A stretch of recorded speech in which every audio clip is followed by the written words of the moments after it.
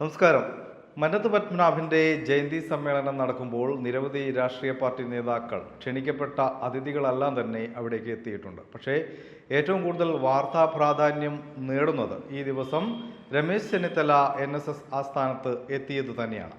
അതിൻ്റെ ഒരു രാഷ്ട്രീയ പശ്ചാത്തലം നമുക്കറിയാം.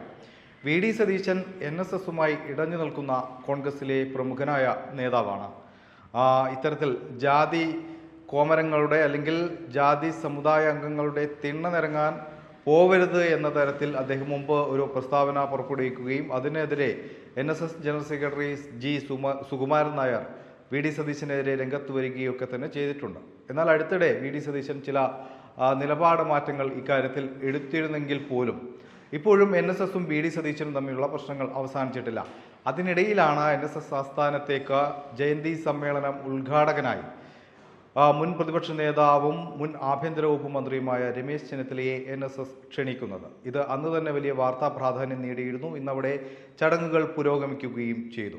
കൃത്യമായും കോൺഗ്രസ്സുകാരനായതുകൊണ്ട് മാത്രമല്ല രമേശ് ചെന്നിത്തലയെ ചടങ്ങിലേക്ക് ക്ഷണിച്ചത് എന്നാണ് G. സുകുമാരൻ നായർ അദ്ദേഹത്തിൻ്റെ പ്രസംഗത്തിലൂടെ പറയുന്നത്. അതായത് NSSന്റെ പുത്രനാണ് രമേശ് ചെന്നിത്തല എന്നാണ് അദ്ദേഹം പറഞ്ഞു വെക്കുന്നത്. ഇതിൻ്റെയൊക്കെ ഒരു അർത്ഥം നമ്മൾ പരിശോധിക്കുകയാണെങ്കിൽ വരുന്ന തെരഞ്ഞെടുപ്പ് തന്നെയാണ് ഇതിൻ്റെയൊക്കെ ഒരു വലിയ ചർച്ചയായി മാറുന്നത്. തെരഞ്ഞെടുപ്പിൽ നിരവധി നേതാക്കൾ ഇപ്പോൾ കോൺഗ്രസിൽ പ്രധാനമായും മുഖ്യമന്ത്രി കസേരയ്ക്കായി ചില നീക്കങ്ങൾ ആരംഭിച്ചിട്ടുണ്ട്. അതിലേറ്റവും പ്രാധാന്യമുള്ളത് രമേശ് ചെന്നിത്തലയുടെ നീക്കം തന്നെയാണ്. അവിടെയാണ് NSSന്റെ രമേശ് ചെന്നിത്തല പിന്തുണ അല്ലെങ്കിൽ അദ്ദേഹത്തിന് നൽകുന്ന പിന്തുണ അത് വളരെ വലിയ രീതിയിൽ വാർത്താ പ്രാധാന്യം നൽകുന്നത്.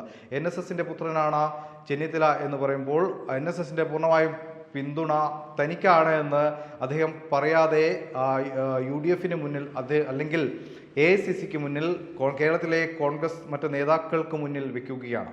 പൂർണ്ണമായും തനിക്ക് NSSന്റെ പിന്തുണയുണ്ട് എന്ന് അദ്ദേഹം G. സുകുമാരൻ നായരുടെ പ്രസ്താവനയിലൂടെ പറഞ്ഞു വെക്കുകയാണ്. അതോടൊപ്പം നേരത്തെ ശിവഗിരിയിൽ പോവുകയും SNDPയുടെ നിലപാട് അല്ലെങ്കിൽ SNDPക്കൊപ്പം താനുണ്ട് എന്ന് പറയുകയും അവിടെ SNDPയുടെ പിന്തുണ തനിക്ക് എന്ന തരത്തിൽ അദ്ദേഹം ഈ കാര്യങ്ങളൊക്കെ തന്നെ വ്യക്തമായ പ്ലാനിങ്ങോടുകൂടി തന്നെയാണ് മുന്നോട്ട് പോകുന്നത്. അതായത് SNDPയും NSSും തന്നോടൊപ്പം നിൽക്കുന്നു എന്ന് രമേശ് ചെന്നിത്തല ഇതിലൂടെ പറഞ്ഞു വെക്കുന്നു. മാത്രമല്ല NSSന്റെ നിലപാട് വളരെ നിർണായകമാണ്. നേരത്തെ ഞാൻ സൂചിപ്പിച്ചതുപോലെ ശശി തരൂർ, K. മുരളീധരൻ, K. സുധാകരൻ തുടങ്ങി വിവിധ ആളുകൾ ഇപ്പോൾ തന്നെ കോൺഗ്രസിൽ മുഖ്യമന്ത്രി കസേരയ്ക്കായി നീക്കം തുടങ്ങിയ സാഹചര്യത്തിൽ NSS എടുക്കുന്ന നിലപാട് അത് വളരെ നിർണായകമാണ്. പ്രത്യേകിച്ച് UDF രാഷ്ട്രീയത്തിൽ നേരത്തെ തന്നെ തുടർന്നു വന്ന ഒരു രീതിയുണ്ട്. അതായത് KM മാണിയുടെ കേരള കോൺഗ്രസ്, മുസ്ലിം ലീഗ്, അതോടൊപ്പം കോൺഗ്രസ്, NSS ഈ ഒരു പാറ്റേണിലാണ് അല്ലെങ്കിൽ ഈ ഒരു ബെൽറ്റിലായിരുന്നു UDF രാഷ്ട്രീയം എന്നും മുന്നോട്ട് പോയിക്കൊണ്ടിരുന്നത്. പക്ഷേ നമുക്കറിയാം KM മാണി മരിച്ചതോടുകൂടി അദ്ദേഹത്തിൻ്റെ മകൻ ആ ഒരു പാർട്ടിയെ കേരള കോൺഗ്രസിനെ LDFിലേക്ക് കൊണ്ടുപോവുകയും അതുകൊണ്ട് തന്നെ പ്രധാനമായും UDF ശിഥിലമാവുകയും പിന്നീട് അവർക്ക് ഭരണത്തിലേക്ക് തിരിച്ചു വരാൻ സാധിക്കാത്ത രീതി ഉണ്ടാവുകയും ആ ഒരു പ്രതിസന്ധി ഇപ്പോഴും നിലനിൽക്കുകയാണ്. അതുകൊണ്ട് തന്നെ NSSന്റെ നിലപാട് തനിക്കൊപ്പമാണ് എന്ന് വരുത്തി തീർക്കാനുള്ള ഒരു തന്ത്രം കൂടിയാണ് ഈ ഒരു ജയന്തി സമ്മേളനത്തിലെ രമേശ് ചെന്നിത്തലയുടെ പ്രതികരണവും അദ്ദേഹം പ്രസംഗിച്ചതുമായി ബന്ധപ്പെട്ട് അവിടെയും കൃത്യമായ രാഷ്ട്രീയം അദ്ദേഹം പറഞ്ഞിട്ടില്ലെങ്കിലും കൃത്യമായും NSSന്റെ നിലപാട്, NSS കേരളത്തിലെ മതേതര രാഷ്ട്രീയത്തിന് നൽകുന്ന സംഭാവനകൾ ഇതൊക്കെ ഓർമ്മിപ്പിച്ചുകൊണ്ടായിരുന്നു അദ്ദേഹത്തിൻ്റെ പ്രസംഗം മുന്നോട്ട് പോയത്. പക്ഷേ കൃത്യമായും അവിടെ രാഷ്ട്രീയം പറഞ്ഞത് G. സുകുമാരൻ നായരാണ്. NSSന്റെ പുത്രനാണ് രമേശ് ചെന്നിത്തല എന്ന് പറയുമ്പോൾ അത് പറഞ്ഞു വെക്കുന്നത് കോൺഗ്രസിലെ നേതാക്കൾക്ക് അതൊരു ചൂണ്ടുപലകയാണ്. കൃത്യമായും രമേശ് ചെന്നിത്തലയ്ക്ക് വേണ്ടി NSS രംഗത്തുണ്ടാവും എന്ന് തന്നെയാണ് അദ്ദേഹം ഓർമ്മിപ്പിക്കുന്നത്.